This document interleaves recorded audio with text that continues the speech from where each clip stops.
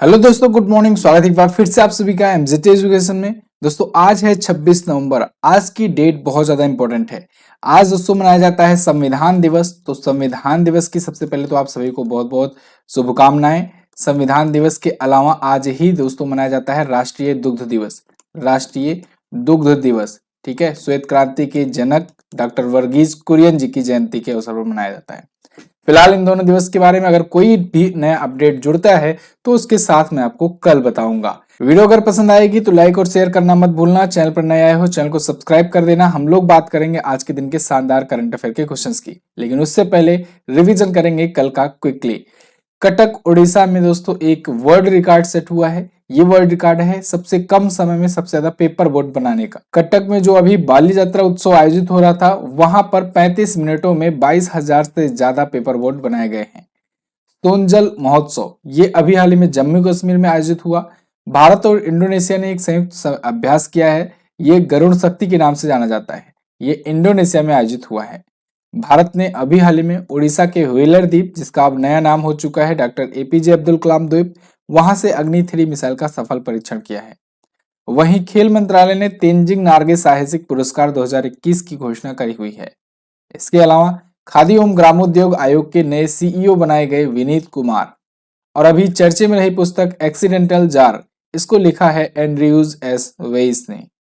अभी हाल ही में संयुक्त राष्ट्र के सर्वोच्च पर्यावरण पुरस्कार यानी कि चैंपियंस ऑफ अर्थ पुरस्कार से सम्मानित की गई पूर्णिमा वर्मन। इसके अलावा नई दिल्ली में इंडो पैसिफिक रीजनल डायलॉग 2022 शुरू हुआ। और मूंगफली महोत्सव जो कि कडलकाई परिसे के नाम से जाना जाता है, ये कर्नाटका में सेलिब्रेट किया गया। ये टॉप 10 करंट अफेयर के क्वेश्चंस थे कल की वीडियो से, जिनका आपने किया क्विकली रिवीजन। अब आज का करंट अफेयर देखेंगे। पहला और मोस्ट इंपोर्टेंट क्वेश्चन, हाल ही में महिलाओं के खिलाफ हिंसा के उन्मूलन के लिए अंतर्राष्ट्रीय दिवस कब मनाया गया? तो दोस्तों ये दिवस मनाया जाता है प्रत्येक वर्ष 25 नवंबर को। और जैसा कि मैंने आज बताया आपको, आज दो महत्वपूर्ण दिवस मनाए गए जिनके बारे में अभी हम लोग कल चर्चा करेंगे। एक दिन बाद इसलिए चर्चा की जाती है क्योंकि उससे जुड़े कुछ अपडेट्स जुड़ जाते हैं उस दिन। जैसे आज दिवस मनाया जा रहा है तो हो सकता है कुछ नई अपडेट आ जाए, कुछ नई न्यूज उससे जुड़ जाए। तो इसके लिए कल मैं आपको बताऊंगा तो कंप्लीट जानकारी आपको दे पाऊंगा, ठीक है।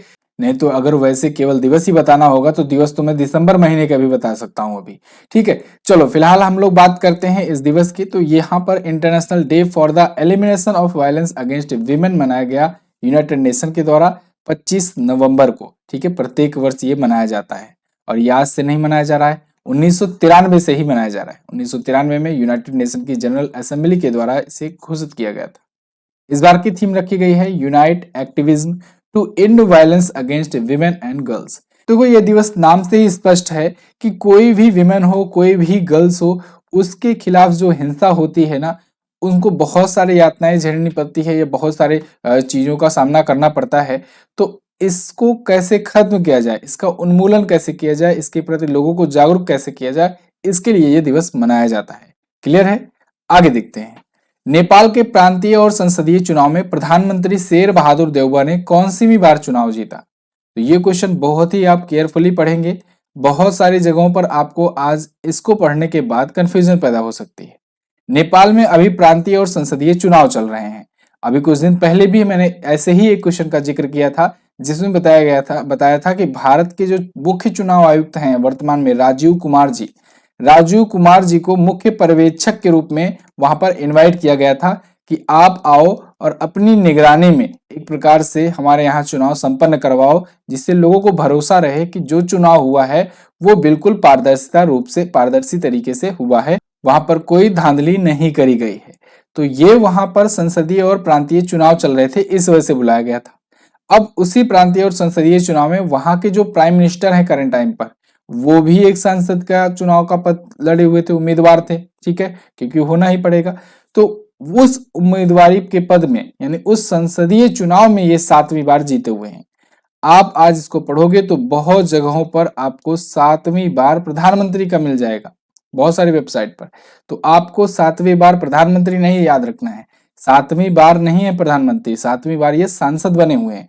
ये 5वीं बार प्रधानमंत्री के पद पर अभी वर्तमान में तो काबिज ही हैं, ठीक है ना। तो प्रधानमंत्री का चुनाव तो था ही नहीं, ये तो हो रहा था संसदीय और प्रांतीय चुनाव। तो यहां पर इन्होंने 7वीं बार लगातार जीत दर्ज की है। अच्छा, एक और इंटरेस्टिंग फैक्ट है इनके लिए दोस्तों, ये अभी तक जितनी बार भी संसदीय चुनाव लड़े हुए हैं ना, कभी भी हारे नहीं हैं, लगातार ये जीतते ही आए हुए हैं। तो Nepal prime minister Sher Bahadur Deuba wins parliamentary seat for 7th straight time. ये ध्यान रखिएगा, 7वीं बार ये पार्लियामेंट्री चुनाव जीते हुए हैं अपने गृह जिला या कहें कि होम डिस्ट्रिक्ट दादेल धुरा से। कहां से? दादेल धुरा से। ओके, तो 5वीं बार के अभी वर्तमान में ये प्रधानमंत्री हैं। नेपाल के बारे में अगर बात करें दोस्तों, तो नेपाल भारत का पड़ोसी देश है। चलिए वर्ल्ड मैप में आपको दिखाता हूँ, नेपाल की सैर कराता हूँ। आप देख पाओगे ये रहा अपना प्यारा भारत। सबसे सस्ता विदेश अगर जाना हो ना, तो आप पहुंच जाइए नेपाल, बड़े आराम से। यहाँ से कोई वीजा, कोई कुछ नहीं, पासपोर्ट की जरूरत नहीं, आप सीधे पहुंच जाओगे नेपाल। ठीक है, तो नेपाल से भारत का रोटी बेटी का नाता है ही, तो नेपाल यहाँ पर आपको दिख जाएगा। अच्छा, ये देखो चारों तरफ से ना लैंड लॉक्ड है, यानी स्थल रुद्ध है। तो आपसे ये भी क्वेश्चन पूछा जा सकता है, ठीक है, भारत का सबसे पड़ोसी स्थल रुद्ध देश कौन सा है? नेपाल है। तो नेपाल अपना बॉर्डर देखो किन किन भारतीय राज्यों से शेयर करता है, ये क्वेश्चन भी बन सकता है आपसे। तो आप देखोगे यहाँ उत्तराखंड है, इधर उत्तर प्रदेश है, इधर बिहार है और इधर है सिक्किम। ठीक है ना, तो इतने राज्यों से अपना बॉर्डर शेयर करता है। साथ ही साथ आपको यहाँ छोटा सा एक दिख जाएगा, इधर पश्चिम बंगाल, थोड़ा सा पश्चिम बंगाल से भी अपना बॉर्डर शेयर करता है। थोड़ा सा अगर दूर करके आप देखोगे ना, तब आपको ये नजर आएगा। नेपाल की राजधानी काठमांडू होती है। यहाँ की राष्ट्रपति हैं विद्या देवी भंडारी जी, और यहाँ की जो करेंसी होती है नेपाली रुपया। यहाँ की संसद का नाम होता है राष्ट्रीय पंचायत। अच्छा, भारत और नेपाल के बीच में सैन्य अभ्यास एक होता है सूर्य किरण, तो ये भी आप याद रखेंगे। सूर्य किरण सैन्य अभ्यास भारत और नेपाल मिलकर के करते हैं। आगे बढ़ते हैं, अगला क्वेश्चन, हाल ही में किस राज्य के अरिट्टापट्टी गांव को जैव विविधता विरासत स्थल घोषित किया गया? तो दोस्तों, तमिलनाडु का पहला जैव विविधता विरासत स्थल अरिट्टापट्टी गांव को चुना गया है। यहाँ पर आप देख पाओगे आर्टिकल है अरिट्टापट्टी से रिलेटेड।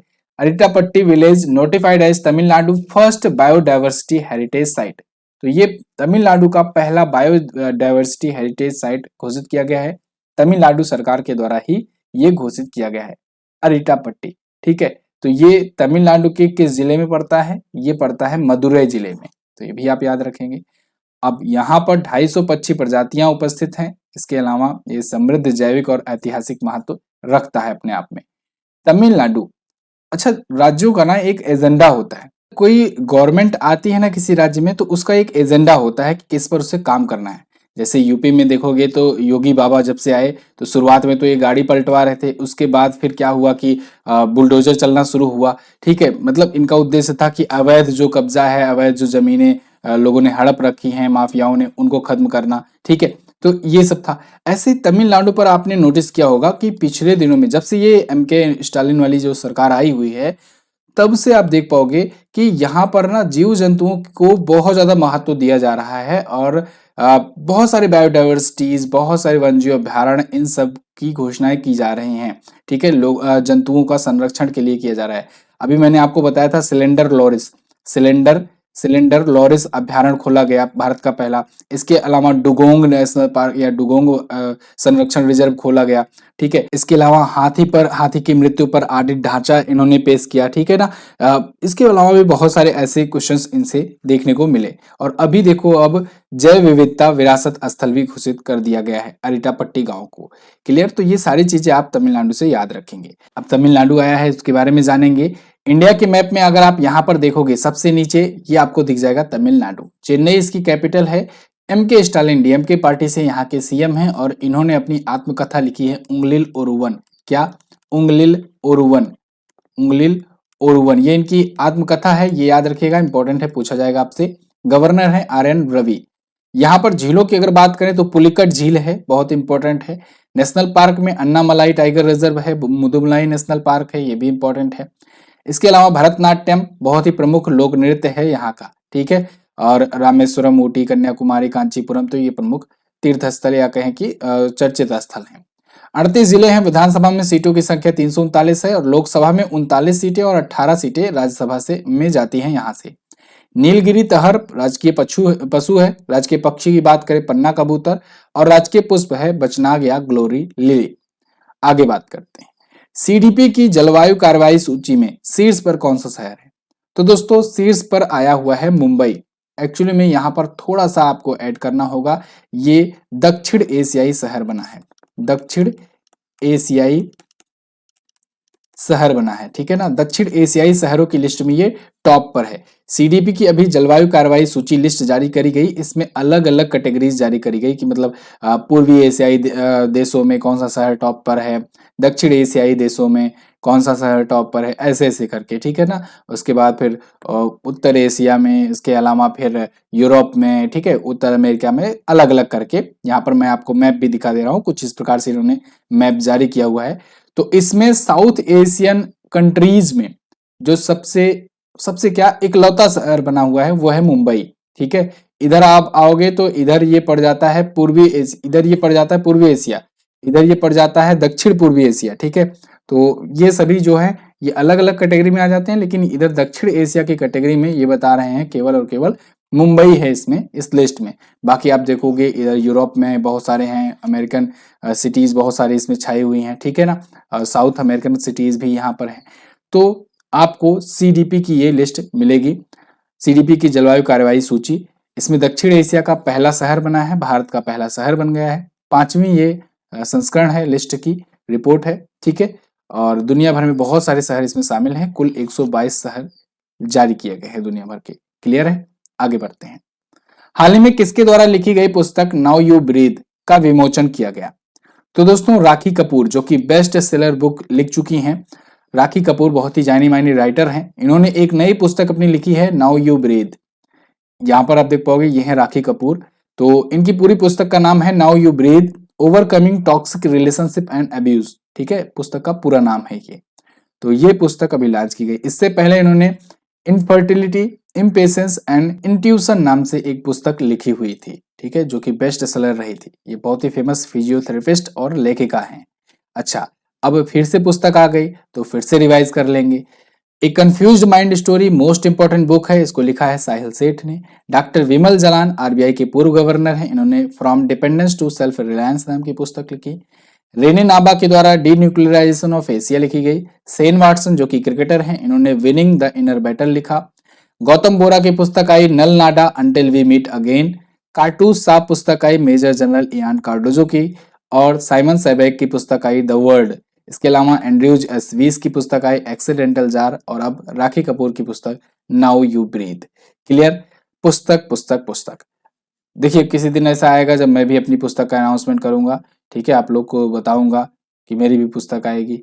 अगला क्वेश्चन, हाल ही में फिक्की द्वारा किसको लाइफ टाइम अचीवमेंट अवार्ड 2022 से सम्मानित किया गया? तो फिक्की द्वारा लाइफ टाइम अचीवमेंट अवार्ड 2022 से सम्मानित किया गया दोस्तों राजेंद्र पवार को। राजेंद्र पवार, यहाँ पर आप देख पाएंगे ये एनआईआईटी के चेयरमैन हैं और फाउंडर हैं राजेंद्र सिंह पवार। इनको अभी हाल ही में लाइफ टाइम अचीवमेंट अवार्ड से सम्मानित किया गया है फिक्की के द्वारा। फिक्की बोले तो federation of Indian chambers of commerce and industry. तो इनके द्वारा 8वें फिक्की उच्च शिक्षा उत्कृष्टता पुरस्कार समारोह में लाइफ टाइम का अचीवमेंट अवार्ड दिया गया। इनके योगदान शिक्षा के क्षेत्र में इनका जो कंट्रीब्यूशन है उसके लिए दिया गया है। फिक्की के बारे में अगर बात करें तो स्थापना 1927 में हुई थी, नई दिल्ली में इसका हेडक्वार्टर है। क्लियर, फुल फॉर्म तो आपने जान ही लिया, फुल फॉर्म भी फिक्की का बड़ा पूछा जाता है। तो राजेंद्र पवार को आप याद रखिएगा, ये एनआईआईटी के फाउंडर एंड सीईओ हैं।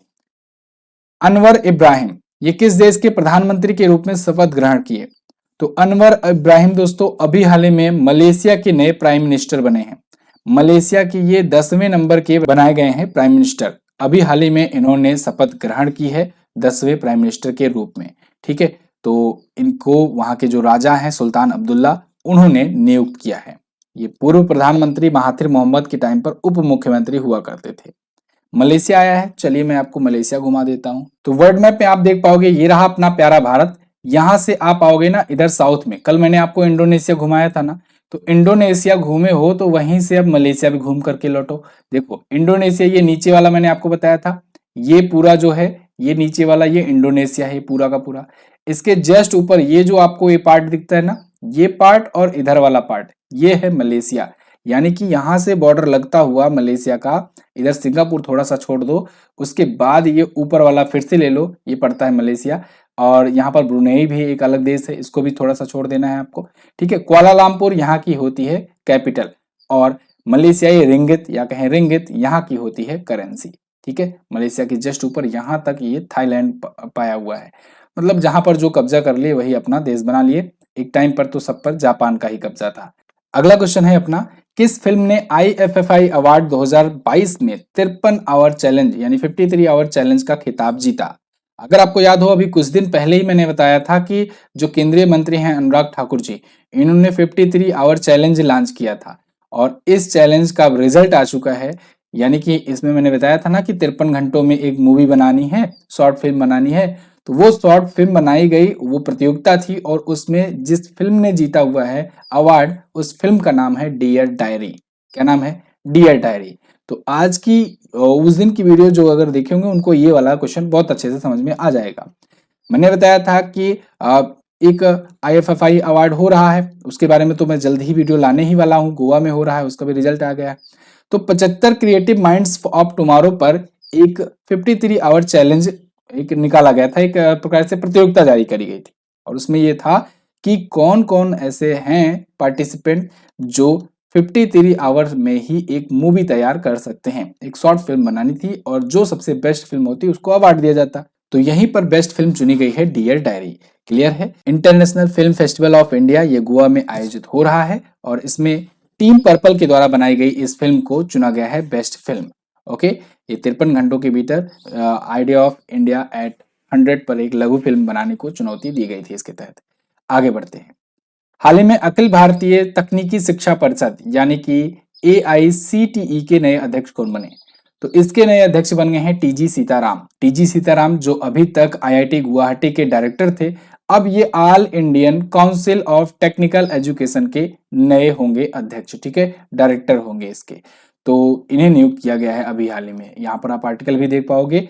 अच्छा, इससे पहले ये अगर IIT गुवाहाटी से भी पहले की बात की जाए तो उससे पहले इंडियन साइंस इंस्टीट्यूट बेंगलुरु में ये सिविल इंजीनियरिंग डिपार्टमेंट में प्रोफेसर हुआ करते थे। वहां से IIT गुवाहाटी के डायरेक्टर बने, फिर वहां से अब AICTE के नए अध्यक्ष बने। जगदीश कुमार जी की जगह पर ये नियुक्त हुए हैं। अगला क्वेश्चन, हाल ही में जारी मॉर्निंग कंसल्ट रेटिंग के अनुसार विश्व के सर्वाधिक लोकप्रिय नेता कौन बने? तो वो बन गए हैं नरेंद्र मोदी। एक्चुअली में बन नहीं गए हैं, ये अपने स्थान पर काबिज हैं। पिछली बार भी थे, उसके भी पिछली बार यही थे और अभी ये दोबारा से अपने आप को उसी पोजीशन पर पाए हुए हैं। तो लोकप्रिय नेताओं की सूची यहाँ पर मैं आपको दिखा रहा हूँ। ये मॉर्निंग कंसल्ट की रिपोर्ट है जो कि एक अमेरिकी संस्था है, अमेरिकी रेटिंग एजेंसी है। तो नरेंद्र मोदी 77% एक्सेप्टेंस के साथ, अप्रूवल के साथ ये सबसे लोकप्रिय नेता है। सेकंड पर मैक्सिको के जो वर्तमान में जो प्रेसिडेंट हैं आंद्रेज मैनुअल लेपोज और ब्राडोर जो कि नए बने हुए हैं, तो ये दूसरे पर हैं। इसके बाद एंथनी अल्बनीज हैं जो कि प्राइम मिनिस्टर ऑफ ऑस्ट्रेलिया हैं 56% अप्रूवल के साथ। ठीक है, फिर इसके बाद फिर धीरे धीरे करके है, यहाँ पर आपको नाम दिखेगा जो बाइडेन का, बुढ़ऊ चाचा। ये यूनाइटेड स्टेट के प्रेसिडेंट हैं और ये हैं 9वें पोजीशन पर। और ऋषि सुनक ये यूनाइटेड किंगडम के नए प्रेसिडेंट प्राइम मिनिस्टर हैं, सॉरी। तो ये 10वें स्थान पर यहाँ पर काबिज हैं। ठीक है, 36% अप्रूवल के साथ। यहाँ पर जो ग्रे कलर में है इसका मतलब है कि डोंट नो या नो ओपिनियन। देखो, प्राइम मिनिस्टर मोदी को डोंट नो या नो ओपिनियन पर केवल और केवल 4% वोटिंग मिला है। और वही डिसअप्रूवल की अगर बात की जाए तो 52% सबसे ज्यादा डिसअप्रूवल मिला है अमेरिका के प्रेसिडेंट चाचा जी को। आगे तो यहाँ पर फिलहाल वही सारी चीजें हैं जो मैंने लिख रखी हैं, जो मैंने आपको बताया हुआ है। तो ये टॉप 10 के करंट अफेयर के क्वेश्चंस थे आज की वीडियो से। आई होप आपको वीडियो पसंद आई होगी और समझ में आ गया हो। अगर वीडियो समझ में आ गई है तो आप वीडियो को लाइक कर सकते हैं, शेयर कर सकते हैं अपने दोस्तों के पास। अच्छा, कल एक कमेंट आया था कि कंपटीशन बढ़ ना जाए इसलिए शेयर नहीं करना है। तो ठीक है, आप अपने फ्रेंड सर्कल में मत शेयर करो, अपने फैमिली मेंबर को दिखाओ। डेली का डेली ये 10 क्वेश्चन ना सिर्फ आपके लिए इंपॉर्टेंट है बल्कि आपकी फैमिली, आपका छोटा भाई, आपका बड़ा भाई, बहन, जो भी है, मतलब सबको दिखाना चाहिए, पापा मम्मी। तो जिससे क्या हो कि लोगों में अवेयरनेस जाए कि ये न्यूज जो है, जो ऑथेंटिक जानकारियां वो सब चल क्या रही हैं, वरना टीवी पर तो इधर उधर चलता ही रहता है हमेशा। तमिलनाडु राज्य से लोकसभा में कितनी सीटें जाती हैं? 39। ये मैंने आपसे कल क्वेश्चन पूछे थे। नाता संकीर्तन महोत्सव मणिपुर में मनाया जाता है। आज आपको क्या आंसर करना है? आज आपको बताना है विश्व में सबसे अधिक मुस्लिम समुदाय वाला देश कौन सा है। इसके अलावा वर्तमान में MSME मंत्री कौन है? दोनों क्वेश्चंस के बारे में आपको जो पता होगा डिटेल में जरूर आंसर करना। इसकी अगर आप क्विज सॉल्व करना चाहते हो तो बिल्कुल फ्री में आपको प्रोवाइड करी जाती है क्विज और PDF। दोनों ही आप प्राप्त कर पाओगे हमारे एप्लीकेशन एमजेटी ऐप पर। ये ऐप आपको मिल जाएगा गूगल प्ले स्टोर पर बिल्कुल फ्री में। तो जाइए ऐप डाउनलोड कीजिए और क्विज और पीडीएफ इसको प्राप्त कीजिए। अगर आप हमारे वीडियो कोर्सेज चाहते हैं तो पेड वीडियो कोर्सेज के लिए आप भी वहां पर ऑप्शन पा जाएंगे, ई बुक्स भी आप यहाँ पर पा जाएंगे। बहुत बहुत धन्यवाद वीडियो को एंड तक देखने के लिए। टेलीग्राम पर वन लाइनर मिल जाती है, तो जो लोग तैयारी करते हैं वो लोग वन लाइनर के फॉर्मेट में भी आप तैयार कर पाएंगे कंटेंट। ठीक है, डेली का डेली रिवाइज कर पाएंगे। तो टेलीग्राम ग्रुप ज्वाइन कीजिए। मिलते हैं अगली वीडियो में, तब तक के लिए नमस्कार, जय हिंद, वंदे मातरम।